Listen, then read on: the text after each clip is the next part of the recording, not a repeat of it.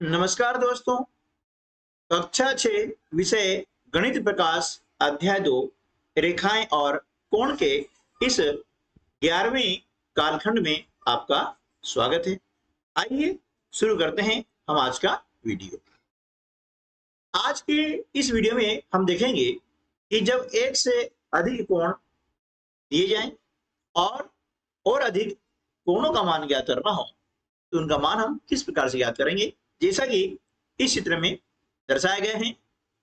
इस चित्र में दिया है कोण TER बराबर 80 डिग्री। अब देखिए ये कोण TER यानी ये वाला जो कोण दिया है ये कितने का है? ये 80 डिग्री का है, ठीक है ना। तो कोण BET का माप क्या होगा, है ना। BET, ठीक है, ये वाला कोण ज्ञात करना है, तो कोण BET का मान क्या होगा, इसको हल करते हैं। तो जो कोण BET होता है, कोण BET बराबर क्या होगा? कोण BER ऋण कोण TER। देखिए ये कोण है BER, ये इसको RE भी पढ़ सकते हैं। यह एक सरल कोण है जो कि 180 डिग्री का होता है, ठीक है ना। ये कोण BER या कोण RE भी पढ़ सकते हैं, है ना। ये सरल कोण है, इसका माप कितना है? 180 डिग्री। और हमें कोण TER दिया है 80 डिग्री। ये देखिए, है ना, T ये बिंदु यहाँ पर है, T E और ये R, है ना। ये कोण दिया है कितना है? 80 डिग्री। अब यहां से यहां तक कुल होता है कितना? 180 डिग्री। तो 180 डिग्री में से जब हम 80 डिग्री माइनस कर देंगे, घटा देंगे, तो हमें प्राप्त होता है 100 डिग्री। तो इस प्रकार से कोण BET का मान कितना जाएगा? कोण BET का माप हो जाएगा 100 डिग्री, ठीक है ना।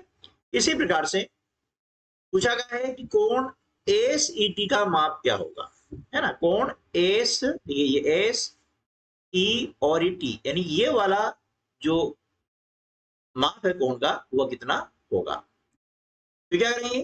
कोण CET बराबर हो जाएगा कोण SER, है ना। ये SER देख रहे हैं जो कि दिया है हमें 90 डिग्री का, यहां से देखिए ये यहां तक, है ना। इसमें से हम माइनस कर देंगे कोण TER, ये TER माइनस कर देंगे, ठीक है। तो कोण SER हमें दिया है 90 डिग्री का और कोण TER दिया है 80 डिग्री का। जब 90 में से 80 माइनस करेंगे तो बचे कितना? 10 डिग्री। इस प्रकार से कोण SET का मान कितना जाएगा? 10 डिग्री, ठीक है। चलिए आइए पता लगाएं। इसके अंतर्गत पहला प्रश्न है, निम्न अंश माप वाले कोणों को बनाइए। अब यहां पर अलग अलग अंश माप दिए हैं। A 140 degree, B 82 degree, C 195 degree, D 70 degree और E 35 डिग्री।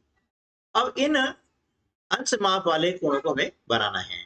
तो चलिए पहले हम लेते हैं A 140 डिग्री। इसे हम किस प्रकार से बनाएंगे उसकी जो प्रक्रिया समझ लेते हैं। सबसे पहले हम लेते हैं स्केल यानी पैमाना। उसके एक बिंदु पर हम जो है पॉइंट बनाते हैं पेंसिल के द्वारा और इस प्रकार से एक किरण की रचना करते हैं, ठीक है। इसके बाद में हम स्केल को हटा लेते हैं और रखते हैं चांदा। तो चांदे का जो केंद्र बिंदु है ना, इस किरण के अंत बिंदु पर होना चाहिए। दूसरी सावधानी रखनी है कि चांदे की जो आधार रेखा है यानी ये शून्य वाली रेखा, शून्य डिग्री वाली रेखा, इसे हम कहते हैं आधार रेखा, बेस लाइन। यह बेस लाइन इस किरण के संपाती होना चाहिए। संपाती मतलब होता है कि एक के ऊपर एक, बिल्कुल, है ना, हमें नीचे वाली जो है किरण दिखाई न दे, जैसे आप चित्र में देख रहे हैं, है ना। ये एक के ऊपर एक होना चाहिए, उसे हम कहते हैं संपाती होना। अब हमें बनाना है 140 डिग्री का कोण। तो क्या करेंगे? जिस तरफ किरण खींची गई है, यहाँ रेखाखंड भी हो सकता है, तो इस तरह हम स्टार्ट करेंगे 0 से 10, 20, 30, 40, 50, 60, 70, 80, 90, 100, 110, 120, 130 और 140। अब इसके सामने यहाँ पर हम क्या करेंगे, एक बिंदु अंकित कर देंगे इस प्रकार से। ठीक है, अब हम चांदे को हटा लेते हैं, है?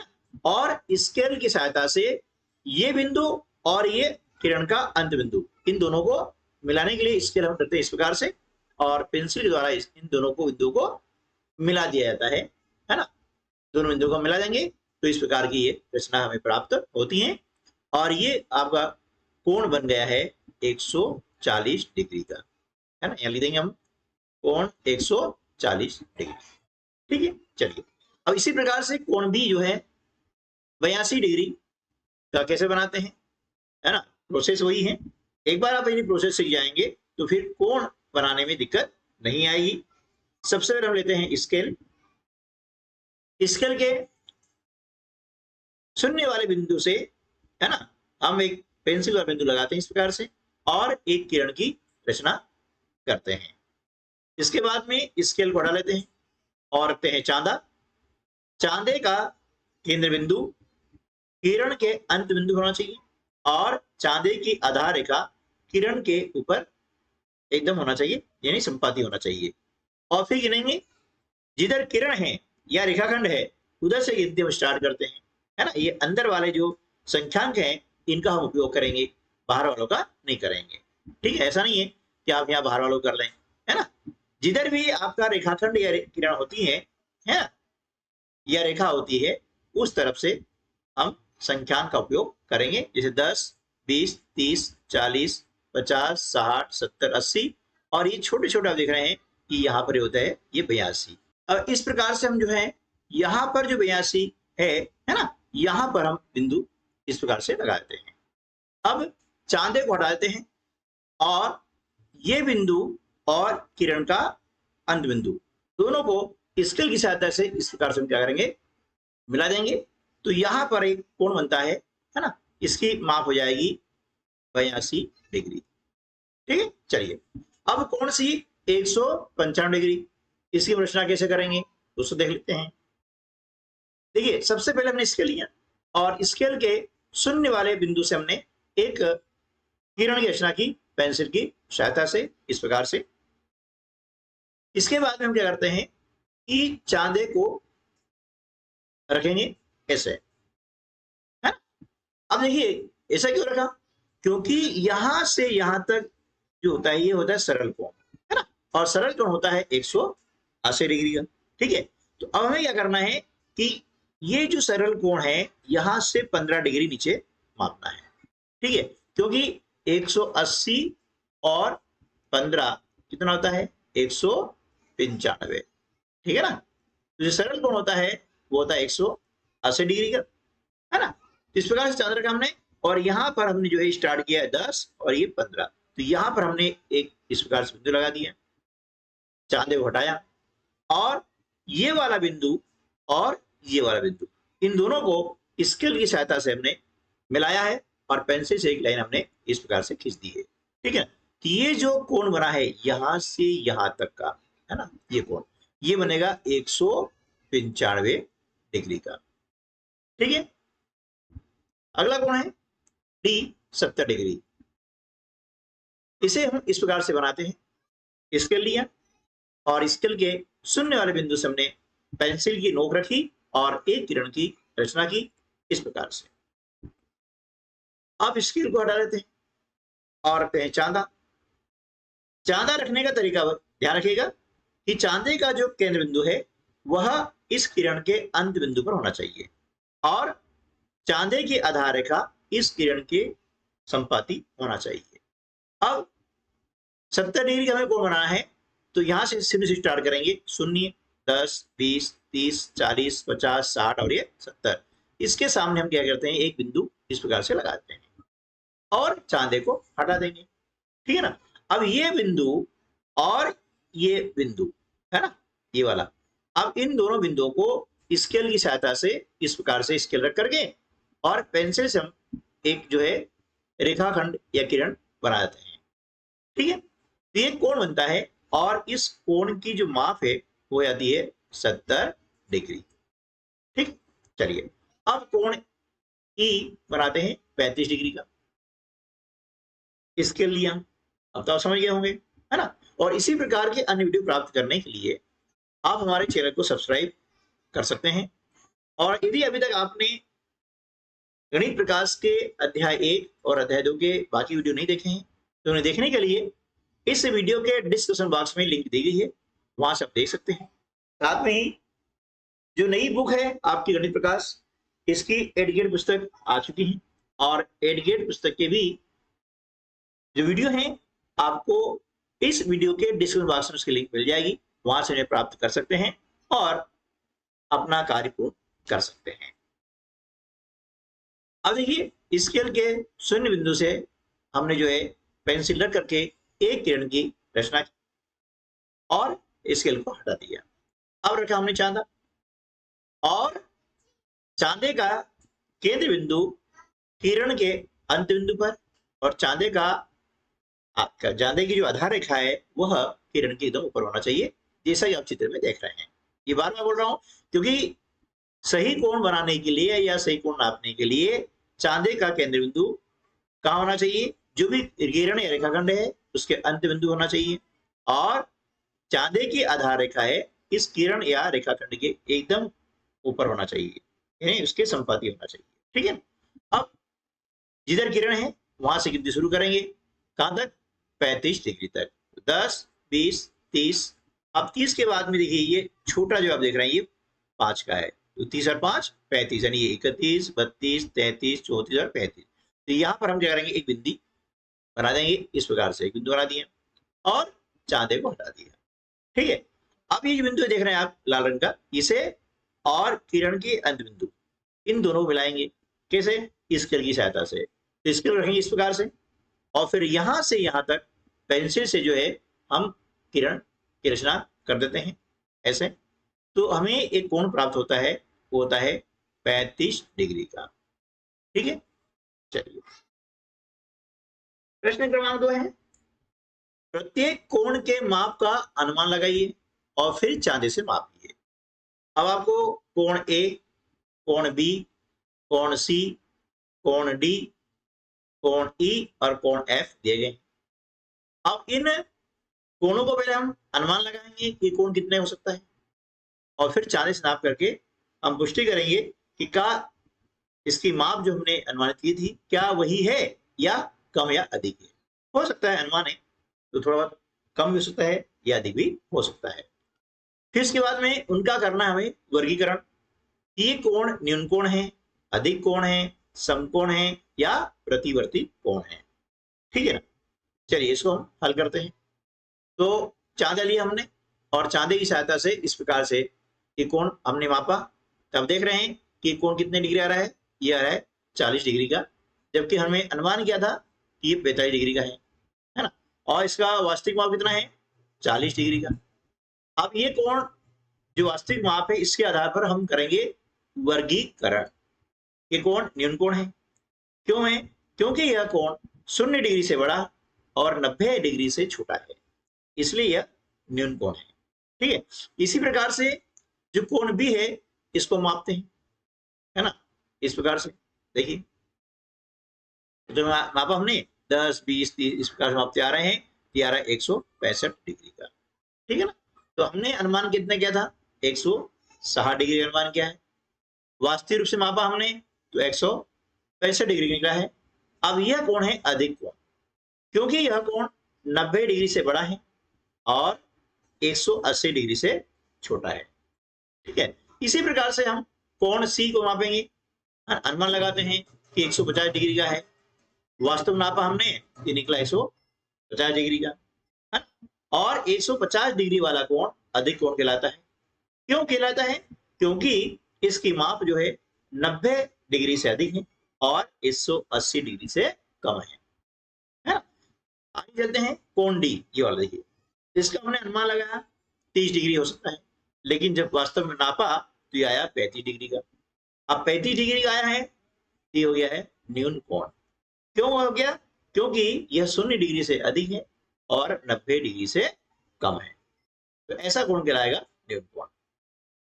आगे चलते हैं कोण ई, इसका हमने अनुमान लगाया कि 100 डिग्री का है, लेकिन जब नापा हमने, जैसे अभी हमने कोण ए और बी को नापा, इस प्रकार से हर एक कोण को आप माप सकते हैं।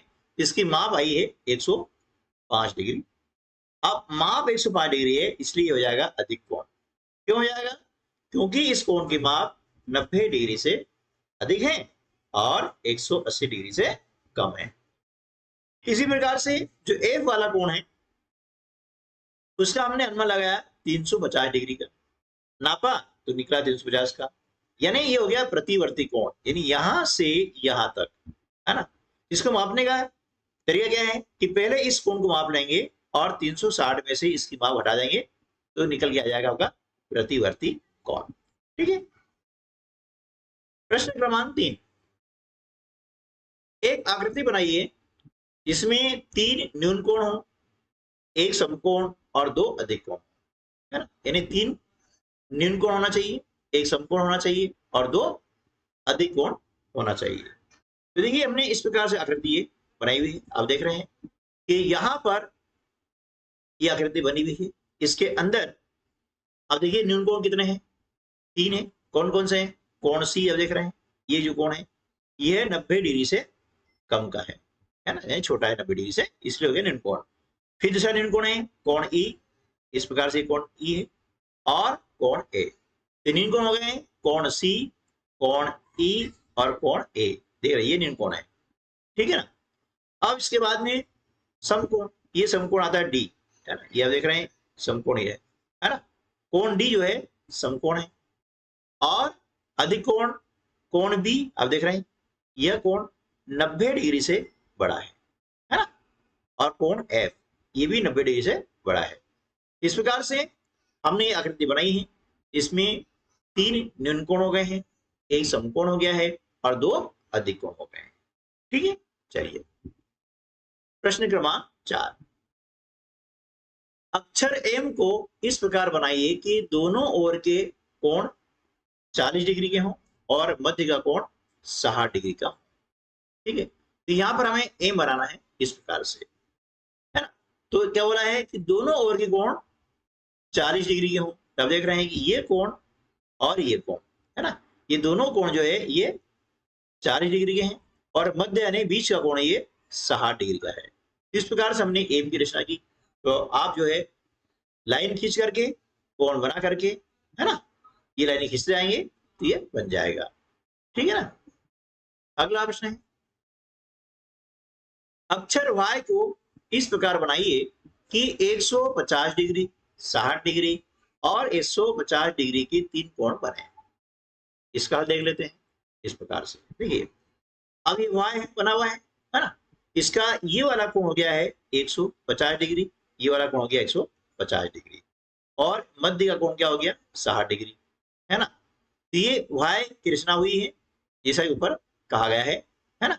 तो 150 150 और 60 इनको जोड़ते हैं तो इनका कुल योग होता है 360 डिग्री।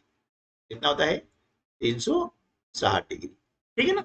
चलिए छठा प्रश्न है, अशोक चक्र में 24 तिलियां होती है। ये देख रहे हैं आप अशोक चक्र है ना, और इसमें 24 तिलियां हैं।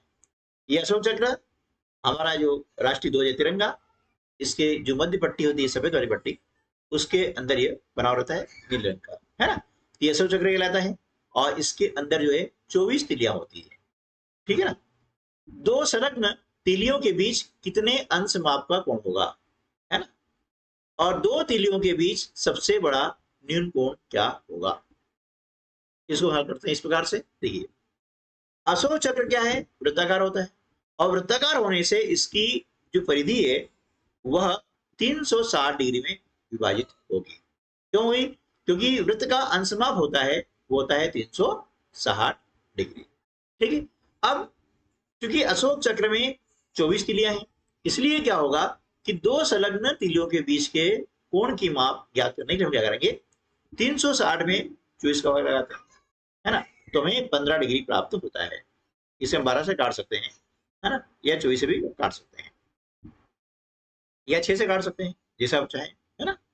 तो दोनों जो तिलियां होती है संलग्न, यानी ये तिलियां, ये दोनों एक साथ जो आती तिलियां, इसके बीच का कोण बनेगा 15 डिग्री का। अब पूछा गया है कि दो तीलियों के बीच सबसे बड़ा न्यून कोण क्या बनेगा। तो देखिए भैया, सबसे बड़ा न्यून कोण बनेगा 5 गुणित 15 बराबर 75 डिग्री, है ना। क्यों कि 6 यदि हम लेते हैं 6 भाग, ये वाले जैसे 1 2 3 4 और 5, यदि 6 लिया तो 15 में हम 6 का गुणा करके देखें तो कितना आ जाएगा 90 डिग्री। तो भैया 90 डिग्री कौन हो गया, समकोण हो गया। जबकि हमें क्या कहा गया है कि दो तीलियों के बीच सबसे बड़ा न्यून कोण क्या होगा। तो सबसे बड़ा न्यून कोण होगा 75 डिग्री का। ठीक है, चलिए अगला प्रश्न है, पहली है, मैं एक न्यून कोण हूं, यदि आप मेरे माप को दोगुना करते हो तो आपको न्यून कोण ही प्राप्त होता है। ठीक है, यदि आप मेरे माप को 3 गुना करते हो तो पुनः न्यून कोण प्राप्त होगा। यदि आप मेरे माप को 4 गुना करते हो तो भी पुनः न्यून कोण ही प्राप्त होगा। पर यदि आप मेरे माप को 5 गुना करते हो, कितना गुना, 5 गुना, तो एक अधिक कोण प्राप्त होगा। तो मेरे कोणों के संभावित माप क्या होंगे, यानी जो भी कोण है न्यून कोण उसके 4 गुना तक यदि करते हैं तो हमें न्यून कोण प्राप्त होता है। तो इस पहली को हम कैसे हल करेंगे, देखिए हम जानते हैं कि 18 डिग्री गुणा 5 बराबर कितना होता है 90, 18 बजे 90, 5 गुना। तो हमने माना कि 18 डिग्री हम कोण लेते हैं जी, तो उसका 5 गुना कितना होता है 90 डिग्री, जो क्या है एक समकोण है। लेकिन हमें क्या होना चाहिए, हमें चाहिए न्यून कोण। तो वांछित कोण जो है 18 डिग्री से अधिक होना चाहिए, है ना, इससे अधिक होना चाहिए, 18 डिग्री से अधिक होना चाहिए। कैसे, इस प्रकार से कोण 19 डिग्री, 20 डिग्री, 21 डिग्री, 22 डिग्री और 23 डिग्री हो सकता है। तो क्या होगा, 23 डिग्री गुना करते हैं तो 23 का 4 गुना करेंगे आएगा 12 डिग्री, जो क्या हो गया एक अधिक कोण हो गया है ना। यानी हम यदि 5 से गुणा करें तो अधिक कोण प्राप्त होता है, ऐसा कहा गया है। इसलिए क्या होगा कि 23 डिग्री कोण नहीं हो सकता है, यानी ये जो कोण है 23 डिग्री नहीं हो सकता है, क्योंकि 4 गुना बोला है और 4 गुना पर भी हमें न्यून कोण ही प्राप्त होना चाहिए। इस प्रकार से इस जो पहेली को संतुष्ट करने वाले कोणों के संभावित माप क्या होंगे, 19 डिग्री, 20 डिग्री, 21 डिग्री और 22 डिग्री। क्योंकि इनके देखिए प्रत्येक में यदि हम 4 का गुणा करते हैं, है ना, तो 19 चौक 76 डिग्री होता है, 20 में 4 गुणा किया 20 चौक 80 डिग्री होता है, 21 में 4 गुणा किया ये होता है 84 डिग्री, और 22 में यदि हम 4 गुणा करते हैं तो होता है 88 डिग्री। यानी सारे कोण क्या हो गए, ये न्यून कोण हो गए हैं, समझे ना, सारे कोण क्या हो गए, न्यून कोण हो गए हैं। तो यह कहा गया है कि मेरे कोणों के संभावित माप क्या होंगे। तो संभावित माप क्या है, 19 डिग्री, 20 डिग्री, 21 डिग्री और 22 डिग्री। इनमें से कोई से भी एक माप हो सकती है। इस पहेली का जो सही हल ये होगा। ठीक है दोस्तों, तो आज की वीडियो में बस इतना ही, मिलते हैं अगले वीडियो में, तब तक के लिए नमस्कार, जय हिंद।